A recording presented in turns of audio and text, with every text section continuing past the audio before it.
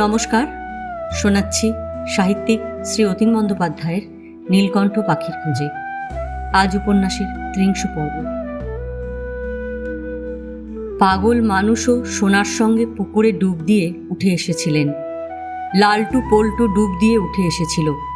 লালটু পল্টু ডুব দিয়েছিল এক ডুব। ওরা বাড়ি এসে নিমপাতা মুখে দিয়ে আগুনে শরীর সেঁকে ঘরে উঠে গেল। বাড়ির সব কিছু এখন সাফ করা হচ্ছে। চারপাশে গোবর ছড়া এবং উঠানে সব বিছানাপত্র বের করা হয়েছে। সর্বত্র গঙ্গা জল ছিটিয়ে দেওয়া হচ্ছিল। পাগল মানুষ উঠানের ওপর ভিজা কাপড়ে দাঁড়িয়ে আছেন। হারান পাল দন্দির বাজার থেকে নতুন কাপড়, ফল মূল, সাগু সব ইসমের মাথায় নিয়ে এসেছে। নতুন মাটির সরা, মাটির গ্লাস, পাতিল সব এনেছে। শশীবালা বসে নেই, গোলা থেকে ধান বের করে দিচ্ছেন। মুড়ি চিরার ধান মাথায় করে মঞ্জুর নিয়ে যাচ্ছে। সময় কম, দেখতে দেখতে 10 রাত্রি পার হয়ে যাবে। এতটুকু আর অন্যমনস্ক নন শশীবালা। অদ্ভুত একটা কষ্ট বুকের ভিতর বাজছে। খাটজোড়া মানুষটার দিনমান পড়ে থাকা। এখন ঘরটা বড় খালি খালি, ফাঁকা ফাঁকা। ঘরের ভিতর ঢুকলেই বুকটা তাঁর হাহাকার করছে। কতদিন আগে মানুষটা তাকে এ সংসারে নিয়ে এসেছিলেন, এখন আর সব মনে করতে পারেন না। তবু মনে আছে শশীবালা বড় অবোধ বালিকা তখন। তার বাবা মেয়ে পণ নিয়েছিলেন বলে আদর বড় বেশি তাঁর। মানুষটার বয়স অনেক, বড় ভয় করত দেখলে। সে মানুষটাকে প্রায় বাপের মতো সমীহ করতেন এবং বড় হতে হতে এই সংসারেই শশীবালা কৈশোরকাল যৌবনকাল কাটিয়ে দিলেন। বয়সের তফাৎ মানুষটার সঙ্গে 30-এর উপর। ছেলেরা জন্মেছে আরও পরে। তিনি তো জানতেন না কিছু। মানুষটা তাকে সব শিখিয়ে পড়িয়ে নিয়েছিলেন। বাপের কথা মনে আসে না, মার কথাও মনে নেই। এই মানুষই তার সব ছিল। বাপ মায়ের স্নেহ দিয়ে এই সংসারে এক অখণ্ড প্রতাপশালী মানুষ তাকে বড় করে তুলেছিলেন। বড় করতে করতে মানুষটা কখন তার অতি আপনার এবং নিজের হয়ে গেলেন, যেন তার অঙ্গের শামিল। এখন সেই মানুষ যত বয়সেই হোক, চলে গেলে বুকের ভিতরটা বড় ফাঁকা লাগে। বড় বউ এসে এসব দেখে ধমক দিল। কি দরকার মা আপনার এসব করার? আজকের দিনটা অন্তত চুপচাপ বসে থাকুন বলে সে ইসমকে ডাকতেই দেখল উঠোনে কেউ নেই। পাগল মানুষ ভিজা কাপড়ে তখন দাঁড়িয়ে আছেন। সে বলল, যাও ভিতরে যাও বলে তাকে ধরে নিয়ে গেল পুবের ঘরে। নতুন কাপড় দুভাগ করে খোঁট করে দিল। একটা খোঁট পরিয়ে দিল, আর একটা খোঁট গায়ের চাদর করে দিল। ভূপেন্দ্রনাথ, চন্দ্রনাথ, শচীন্দ্রনাথ পুরোহিত দর্পণ দেখছিলেন। ওরা খেয়াল করেননি বরদা তখনও উঠোনে।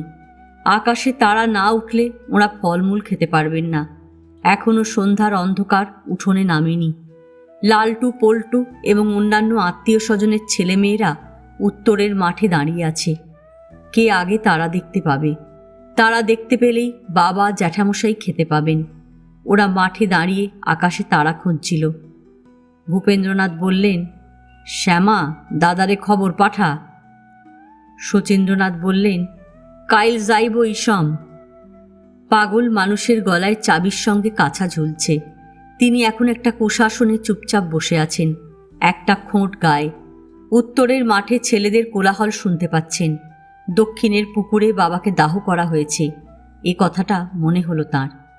ওরা মাঠে কি করছে ওর বড় জানার ইচ্ছা হলো। এখন অন্ধকার নামছে, বড় বউ এদিকে নেই। ছেলেরা কি করছে? মাঠে ওরা এমন কোলাহল করছে কেন? তিনি উঠবেন ভাবলেন। তখন বড় বউ বলল, কোথাও এ কদিন যাবেন না, যেতে নেই। পাগল মানুষ বড় বউর এমন কথায় আবার বসে পড়লেন।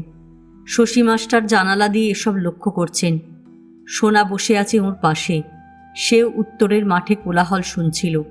ওরা কি করছে সবাই?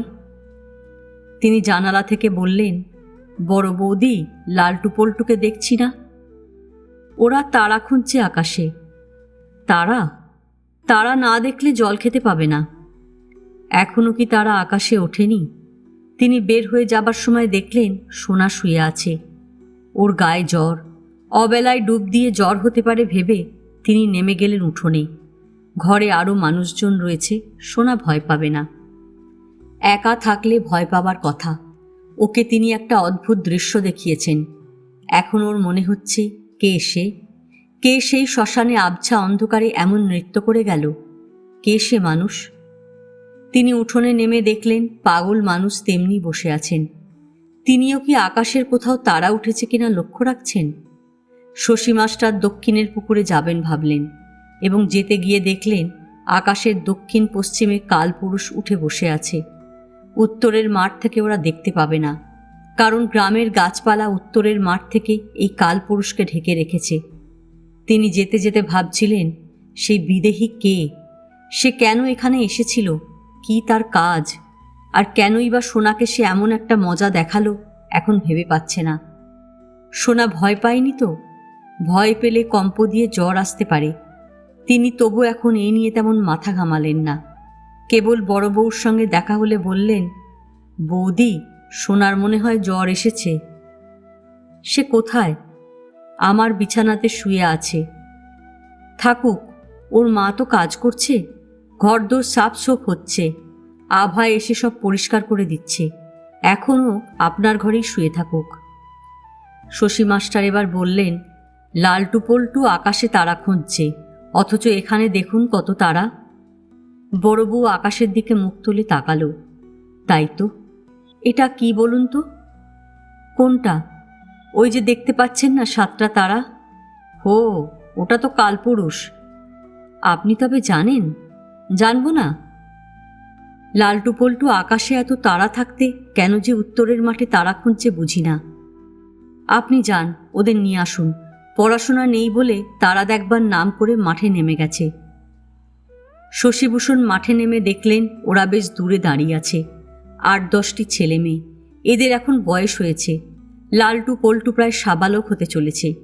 এই মৃত্যুর দিনে কিছু আত্মীয় স্বজনের মেয়ে নিয়ে নক্ষত্রের খোঁজে চলে আসা শশীভূষণের ভালো লাগলো না। তিনি মাঠে নেমে বললেন, তোমরা এত দূরে কেন? এদিকে এসো। পল্টু বলল, মাস্টারমশাই, আমরা আকাশে তারা খুঁজছি। দেখতে পাচ্ছ না? না। এদিকে এসো। ওরা ছুটে চলে এলো। ওই দেখো কত তারা। দেখছো 7টা তারা? দেখতে পাইছি। ওর নাম কালপুরুষ। পল্টু ছুটে বাড়ি উঠে এলো। চন্দ্রনাথকে বলল, ধন কাকা, তারা দেখেন আইসা। কই? ওই দেখেন কালপুরুষ। চন্দ্রনাথ দেখলেন এখন আকাশে অনেক তারা।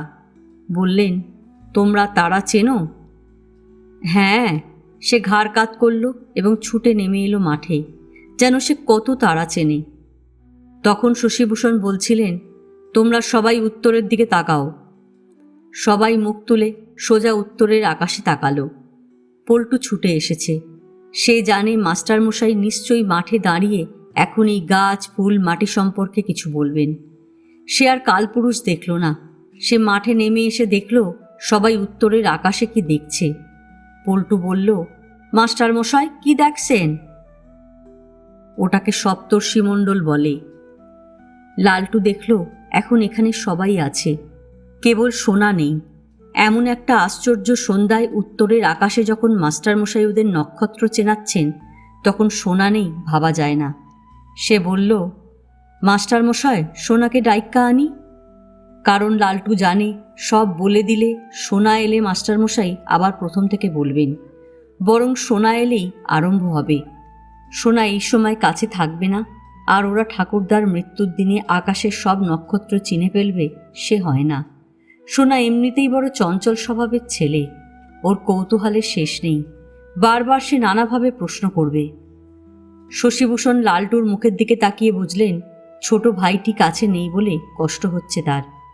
লালটু এমনিতে সোনাকে খেলায় অথবা মাঠে নেমে গেলে কিংবা ওরা যখন ভলিবল খেলে সঙ্গে নিতে চায় না। সোনা বেহায়ার মতো সঙ্গে সঙ্গে থাকতে চায়। লালটু মাঝে মাঝে তেড়ে আসে। সোনা ছুটে যায়। আবার কিছু দূর গেলেই সে ওদের দিকে হাঁটতে থাকে। এমন কতদিন দেখেছে শশীভূষণ। কোনোদিন ওর চোখের ওপর এসব হয় না। চোখের ওপর করতে সাহস পায় না লালটু। কিন্তু আজ ঠাকুরদার মৃত্যুতে কেমন সব অনিত্য ভেবে ছোট ভাইটির জন্য তার কষ্টবোধ হচ্ছে। শশীভূষণ খুবই ম্রিয়মান। কেমন উদাস গলায় বললেন, সে আসবে না লালটু, ওর জ্বর এসেছে, আমার বিছানাতে কাঁথা গায়ে শুয়ে আছে। লালটুর মুখ কেমন হয়ে গেল। শশীভূষণ দেখলেন আকাশে তখন জ্যোৎস্না, আকাশে তখন ছায়াপথ আপন মহিমায় দক্ষিণ থেকে উত্তরে বিস্তৃত। তিনি বললেন, ওই যে জিজ্ঞাসা চিহ্নের মতো দেখতে পাচ্ছ, ওটা হচ্ছে সপ্তর্ষি মণ্ডল। 7 জন ঋষির নামে প্রতিটি নক্ষত্রের নাম। তুমি কাল্পনিক রেখা টানলে দেখতে পাবে ওদের অবস্থান ঠিক একটি জিজ্ঞাসা চিহ্নের উপর। তুমি যদি সেখান থেকে আরও একটি লম্বা বড় রেখা টেনে ওপরে তুলে দাও, দেখতে পাবে একটা খুব বড় উজ্জ্বল নক্ষত্র। দেখতে পাচ্ছ?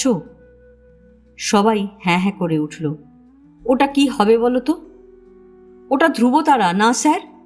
দীপালি বলে মেয়েটি এমন বলল। তুমি তবে চেনো? আমার বাবা আমাকে মাঝে মাঝে আকাশের নক্ষত্র দেখান, নাম বলেন, কিন্তু স্যার আমি ভুলে যাই, মনে রাখতে পারি না। লালটু বলল, হ্যাঁ মাস্টার মশাই, তারপর? সে আরও জানতে চায়। এই ধ্রুবলোকের রহস্য তার জানার বড় ইচ্ছা। এরা কিন্তু সবই নক্ষত্র। নক্ষত্র আর গ্রহে কি তফাৎ বলো তো? শশীভূষণ বললেন, নক্ষত্রের নিজস্ব আলো আছে, গ্রহের নিজস্ব আলো নেই। ঠিক, খুব ঠিক জবাব। তোমার নাম কি? আমার নাম দীপালি, দীপালি চ্যাটার্জি। নামের আগে শ্রীমতী বলতে হয়। দীপালি জিভ কাটল। খুব ভালো হয়েছে, লালটু এমনই চেয়েছে। বড্ড পাকা, আগে আগে কথা। শহরে থাকে বলে সব জানে এমন একটা ভান সব সময়। সে এই মেয়ের মুখ থেকে কিছুই শুনতে চায় না। সে বলল, তারপর মাস্টার মশাই? ওই দেখো, পশ্চিমের দিকে তাকাও। কি দেখতে পাচ্ছ? অনেক তারা মাস্টার মশাই। দেখো, বড় একটা তারা জ্বলজ্বল করছে।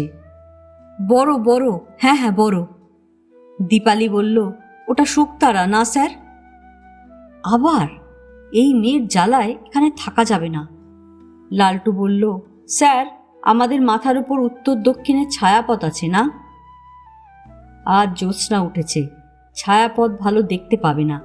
একদিন অন্ধকার আকাশে তোমাদের ছায়াপথ দেখাবো, নিজেরাও দেখতে পারো কি বিচিত্র লীলা এই বিশ্ব ব্রহ্মাণ্ডের। স্যার ওসব গ্রহে আমাদের মতো মানুষ থাকে? হ্যাঁ থাকে, তোমার মতো মেয়েরা থাকে। লালটু আর বিরক্তি চাপতে পারল না। এমনিতে মনে ওর ভীষণ একটা দুঃখ বাজছে। সোনা নেই, ওর জ্বর হয়েছে। ঠাকুরদা নেই, বাড়ির বড় ঘর খালি। মাস্টারমশাই নক্ষত্র দেখাচ্ছেন, তার ভিতর ফরফরি। এসব ফরফরি তার একেবারে ভালো লাগে না।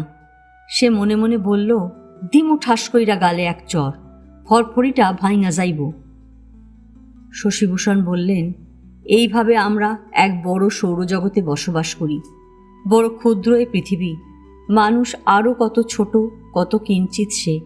তোমরা এই মাঠে দাঁড়িয়ে বিশ্ব ব্রহ্মাণ্ডের যে অনুপরিমাণ জগৎ দেখতে পাচ্ছ, তার ভিতর রয়েছে লক্ষ কোটির মতো সূর্য, আপন দাবদাহে নিরন্তর জ্বলছে। হিলিয়াম গ্যাস, বায়ুশূন্য আকাশ, এবং আমরা যা কিছু নীল দেখছি সে অন্তহীন সাম্রাজ্যের স্বরূপ। তুমি আমি সেখানে অতি তুচ্ছ। আমাদের জন্ম মৃত্যু আরও তুচ্ছ। তবু একটা নিয়ম আছে, জেনে রাখো। যেমন আপন মহিমায় এই সৌরজগৎ আবর্তন করছে, তার বিরাম নেই, বিশ্রাম নেই। পৃথিবী সূর্য প্রদক্ষিণ করছে, রাত দিন বৎসর এবং কাল, তারপর মহাকাল। এসবের ভিতর একটি অতি নিয়মের খেলা আছে। সে হচ্ছে ঘুরে ঘুরে ফিরে আসা। শীত গ্রীষ্ম বসন্তের মতো আমরা আবার ফিরে ফিরে আসি। মৃত্যুর সঙ্গে সঙ্গেই আমরা শেষ হয়ে যাই না।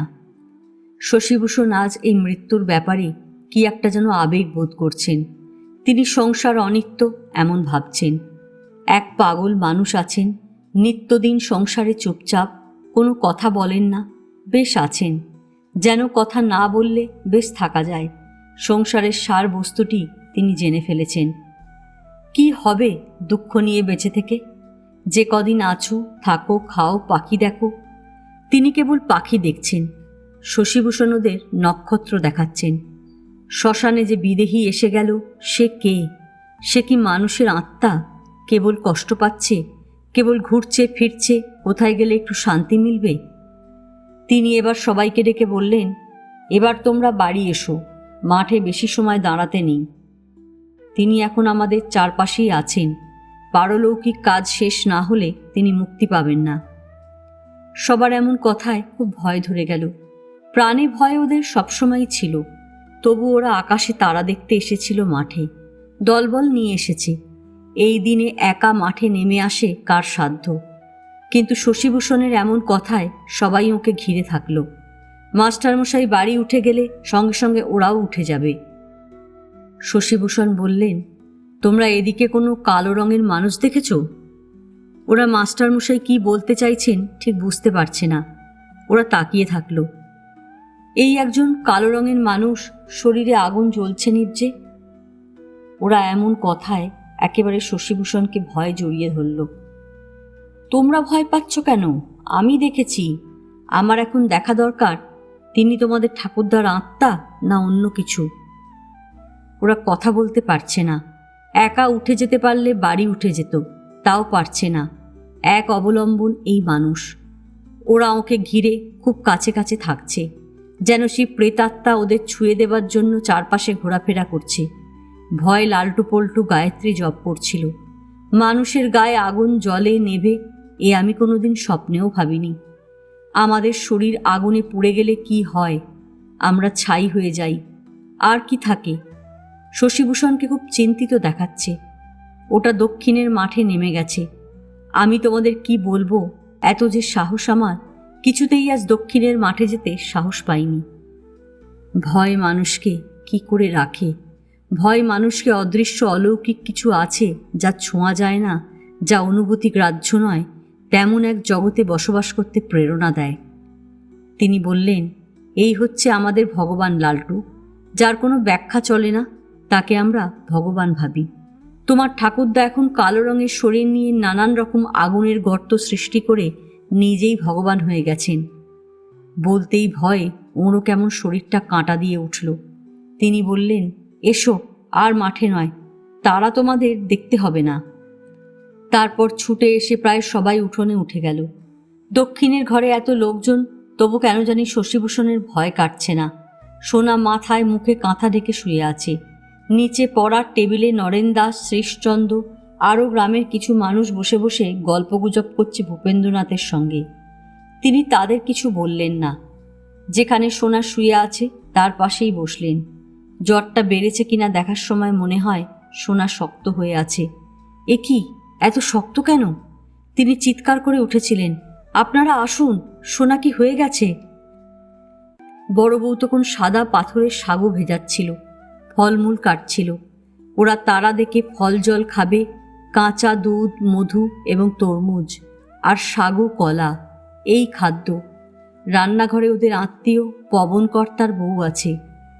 ধন রান্নার সব কিছু বের করে দিচ্ছিল। তখনই ওরা শুনল সে অসহনীয় চিৎকার।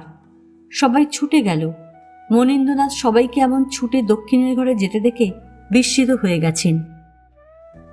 ফেলু মাঠে নেমে এসে তখন কোন দিকে যাবে ঠিক করতে পারছিল না। হালার কাওয়া, হালার ভগবান তুমি ঠাকুর, তোমার ভগবানগিরি ভাইঙ্গা দিমু বলে সে যেমন তার কোরবানির চাকু হাওয়াতে দোলায়, তেমনি দোলাতে দোলাতে দেখল ওর গায়ে অজস্র জোনাকি। সেই যে গতকাল মধুর সঙ্গে লেপ্টে আছে শরীরে, তারা আর উড়ে যেতে পারেনি।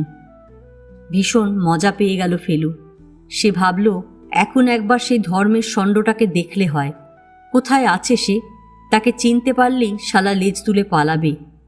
সে ভাবল, সব শালাকে আজ ভয় দেখাবে। এই যে মাঠ আছে, সাদা জ্যোৎস্না আছে, আহা, অন্ধকার হলে খুব ভালো হতো। লোকে দেখত কেবল কাঠের মতো একটা মানুষ নিরন্তর ছুটছে, আর তার গায়ে অজস্র দেবদেবীর চোখ, চোখ জ্বলছে। সে ফের কিংবদন্তি হয়ে যেতে পারে, মানুষের ভগবান হয়ে যেতে পারে। সে বলল, আমি ভগবান, আমি আল্লাহ, আমি না পারি কি? কেয়ামতের দিনই আমি রসুলের পাশে বসে থাকব, বলবো, হা রসুল, আমার বিবিরে যে কায়রা নেয় তার ধর্ম কি?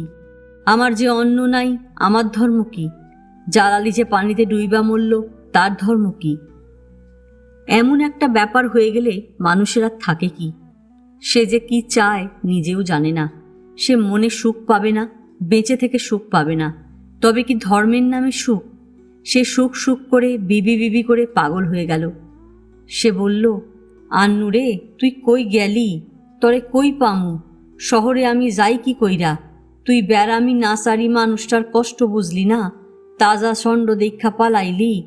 আমি আর মানুষ নাই রে আন্নু, আমি যে কি কইরা গেছি নিজেই জানি না, আমার চোখে পানি ঝরে না। সে নৃত্য করে সেই সৎ মানুষটার শ্মশান অপবিত্র করে দিয়ে এসেছে। সারাদিন সবাই করজোড়ে ছিল, আর সে লাথি মেরে শ্মশানের কলসি ভেঙে দিয়েছে। জল চারপাশে ছড়িয়ে পড়েছিল, আর তার হাহা করে হাসতে ইচ্ছা হচ্ছিল। সে জানে কেউ আজ পুকুর পাড়ের দিকে তাকাবে না, কেউ আজ আর এই মাঠে আসবে না। সবারই এক ভয়, মানুষ মরে গেলে শেষ হয়ে যায় না, আকাশে বাতাসে সে ঘুরে বেড়ায়। সে ডাকল, ঠাকুর তোমার পোলারে সাবধানে রাইখো, তুমি তো মইরা গিয়া শক্তিধর হইছো, পারো কিনা দেখো আমার লগে। আমি তোমার পোলা আকালু, যারে আমি পামু খুন করমু। আমি কোনোখানে যামু না, এই শরীরে বনে জঙ্গলে ঘুইরা বেড়ামু, ফাঁক পাইলেই হ্যাত।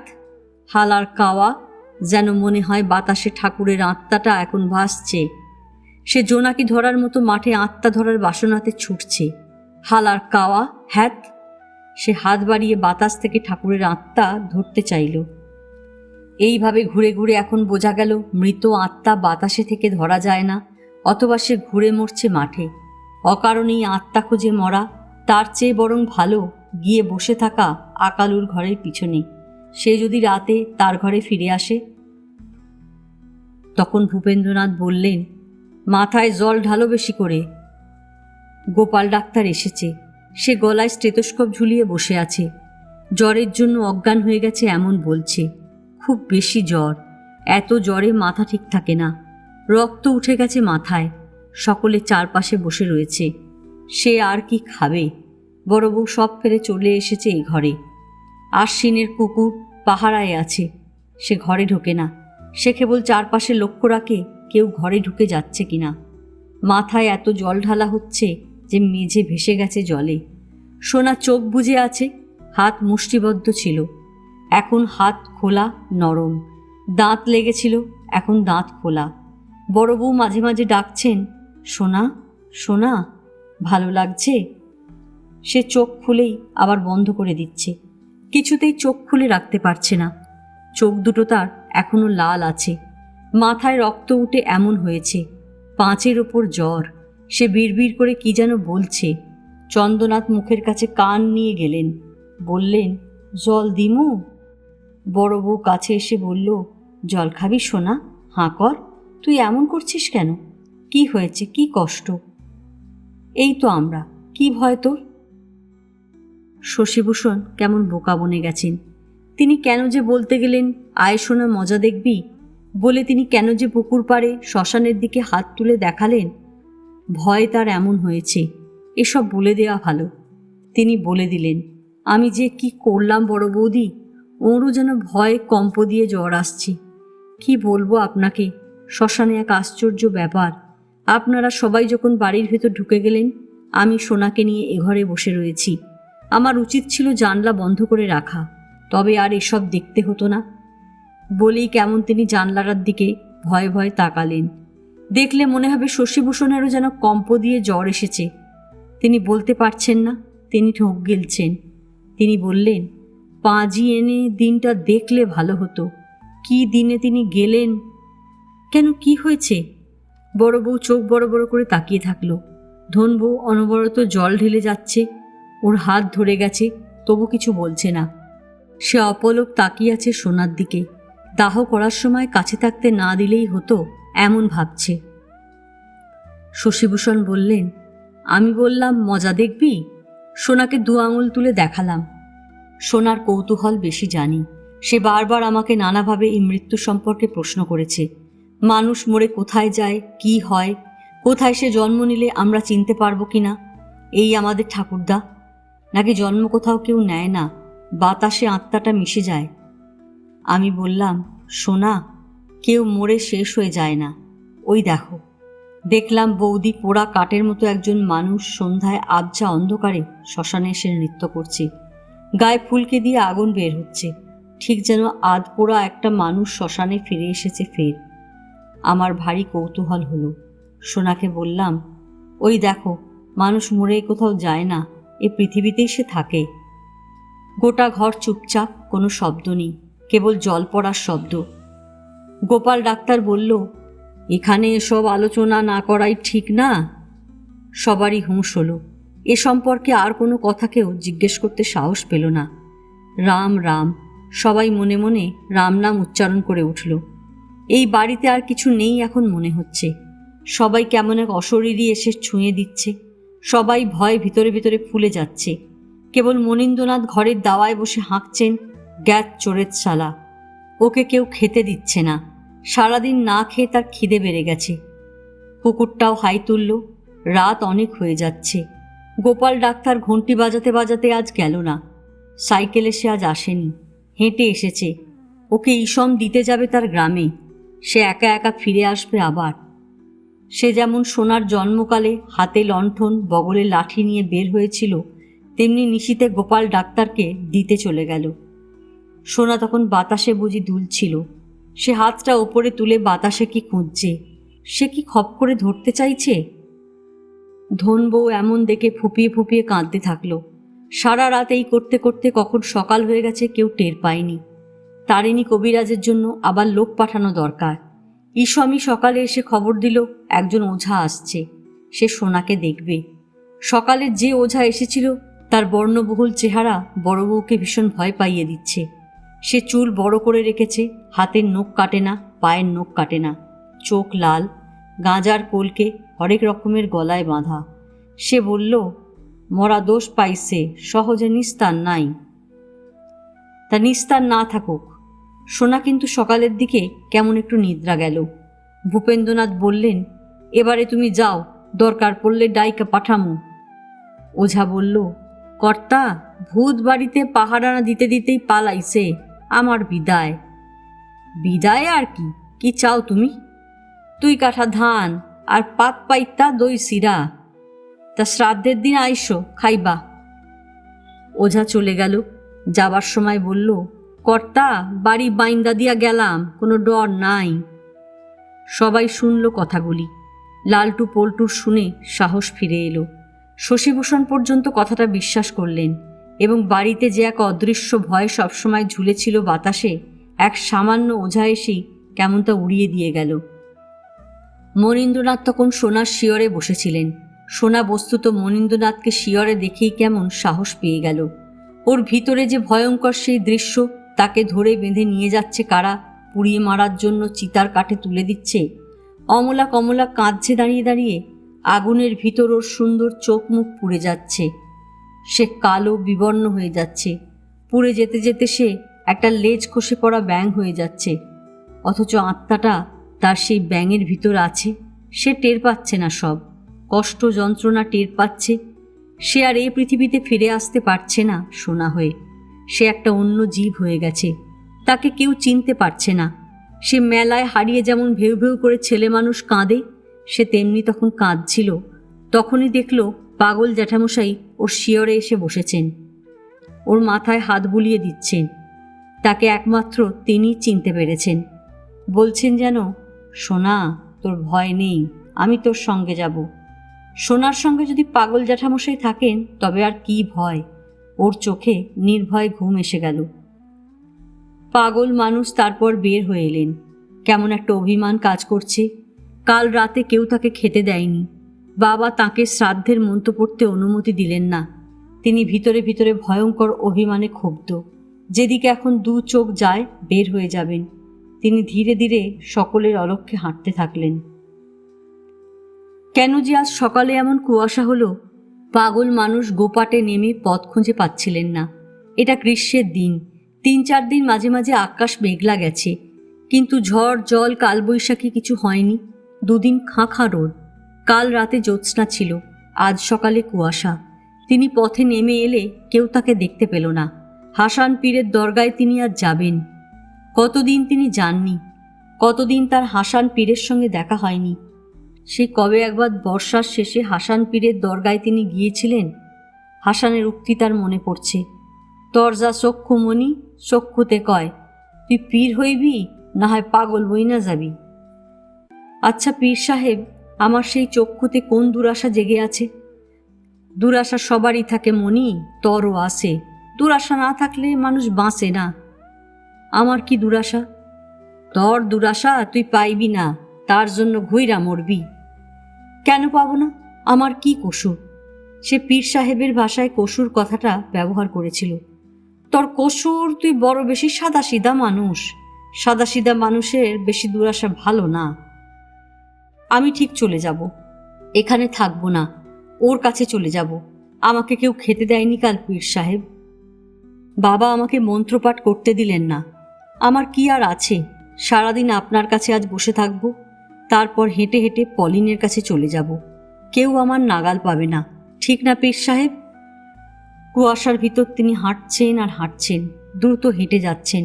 তিনি বড় বউকে উদ্বিগ্ন করে তুলবেন, যেন বের হয়ে গেলে খোঁজাখুঁজি হবে, সে না থাকলে সবাই ফল জল খাবে না। তাকে কাল বড় বউ খেতে দেয়নি। তিনি সারাক্ষণ আশ্বিনের পুকুরের পাশে চুপচাপ বাইরে বসেছিলেন আর দেখছেন সব মানুষের ভিড় দক্ষিণের ঘরে। কি হয়েছে সোনা? তাকে কেউ ডাকছে না, কেউ বলছে না তুমি এসো। তিনি যেন এ বাড়ির কেউ নন, তিনি যেন এ বাড়িতে অপরিচিত মানুষ। না পেরে তিনি ভোর রাতের দিকে নিজেই উঠে গেছেন সোনার কাছে। তিনি শিয়রে গিয়ে বসেছেন। ভূপেন্দ্রনাথ বলেছেন, এখন মনে হয় একটু ভালোর দিকে। মনীন্দ্রনাথ চুপচাপ কেবল মাথায় হাত বুলাচ্ছিলেন। ওর কেন জানি বারবার ইচ্ছা করছিল একেবারে সাপটে করে তুলে নিতে। বুকের পাশে জড়িয়ে নিলেই সব গ্লানি সোনার মুছে যাবে। অথবা এই যে কুয়াশা, এই কুয়াশায় সোনাকে নিয়ে ক্রমান্বয়ে হেঁটে গেলে এক জলাশয় পাওয়া যাবে, এক বড় মাঠ পাওয়া যাবে। তারপর হাসান পীরের দরগাতে গিয়ে শুইয়ে দিতে পারলেই সে নিরাময় হয়ে যাবে। ওর আজকাল বড় বউর ওপর অভিমান হলেই কোথাও গিয়ে বসে থাকতে ইচ্ছা হয়। কোনো কিছুর অভাব হলে অভিমানে খুব দূরে গিয়ে আজকাল বসে থাকেন না, ধারের কাছে থাকেন, যেন সোনা অথবা লালটু পল্টু গিয়ে খুঁজে আনতে পারে। তিনি লালটু পল্টু গেলে আসেন না, সোনা গেলে কখনো কখনো উঠে আসেন, আর বড় বউ গেলে অনেকক্ষণ সাদাসাদি এক অবোধ বালকের মতো হয়ে গেছেন তিনি। আর তার দূরে যেতে ইচ্ছা হয় না, কেমন স্মৃতিভ্রংশ হয়ে যাচ্ছেন। তবু আগে একটা দুর্গের ছবি, র্যাম্পার্ট এবং বড় একটা নদী দেখতে পেতেন। মাঝে মাঝে কি যেন একটা প্রতিমার মুখ উঠেই মিলিয়ে যেত। মাঝে মাঝে তিনি একটা সিলভার ওকের গাছ দেখতে পেতেন, তার নিচে কে যেন দাঁড়িয়ে ওর জন্য অপেক্ষা করছে। এখন আর তেমন ছবি কিছুই ভাসে না। ক্রমাগত এক নিষ্ঠুর যাত্রা তাকে সব ভুলিয়ে দিচ্ছে। কাল সময় তাকে বড় একাকী করে রাখছে। কেবল এই বড় বউ এবং সোনা যতক্ষণ আছে ততক্ষণই ওর প্রতীক্ষা। ততক্ষণই তিনি বসে আছেন এবং মাঝে মাঝে পিছন ফিরে তাকান কেউ ওকে খুঁজতে আসছে কিনা। আজ তিনি বেশি দূরে চলে যাচ্ছেন। দেখুক সবাই কেমন মজা। খেতে না দিলে সব ভুলে থাকার মজা দেখুক বড় বউ। ঘন কুয়াশার ভিতর পথ চিনে যেতে কষ্ট হচ্ছে, তবু আকাশের দিকে ক্রমান্বয়ে হেঁটে গেলে সেই দরগা মিলে যাবে। তিনি কুয়াশার ভিতর কেবল হেঁটে যেতে থাকলেন। কেবল হেঁটে যেতে থাকলো আর একজন মানুষ, সে ফেলু। কুয়াশার ভিতর তাকে মানুষ বলে চেনা যাচ্ছে না, যেন একটা বড় গজার মাছ জলের নিচে সাঁতার কেটে যাচ্ছে। বিলের জল কালো, তার নিবাসে কে এসে মজা লুটছে। সে জলের ভিতর ডুবে ডুবে শ্যাওলার অন্ধকারে তার লক্ষ্য রাখছে। সে কখনো স্থির হয়ে দাঁড়িয়ে থাকছে, দু হাত দূরের দিকে দেখা যাচ্ছে না। সে যে কোথায় যাচ্ছে নিজেও জানে না। সে সারা রাত আকালুর বাড়ির পাশে যে জঙ্গলটা আছে সেখানে বসেছিল। যদিও আকালু রাতে ফিরে আসে, যদি আকালু শেষ পর্যন্ত কিছু ভুলে যায় নিতে, সে রাতে বাড়ি আসতে পারে। কিন্তু সারা রাত ফেলু মশার কামড় খেয়েছে, শরীর তার ফুলে গেছে। ওর শরীর এখন আর শরীর নেই, যেন সেই কুয়াশার ভিতর এক অশরীরী হয়ে কেবল ছুটছে। আজ এ পর্যন্তই। উপন্যাসের দাত্রিংশ পর্ব নিয়ে অন্যদিন আসবো। গল্প পাঠ ভালো লাগলে লাইক, শেয়ার, কমেন্টস করতে ভুলবেন না। এখনও যারা আমার চ্যানেলটা সাবস্ক্রাইব করেননি তাদের সকলের কাছে অনুরোধ রইল, প্লিজ আমার চ্যানেলটা সাবস্ক্রাইব করে নেবেন। পাশে যে বেল নোটিফিকেশনটা আছে সেটা অবশ্যই প্রেস করে দেবেন। আজকের মতন নমস্কার।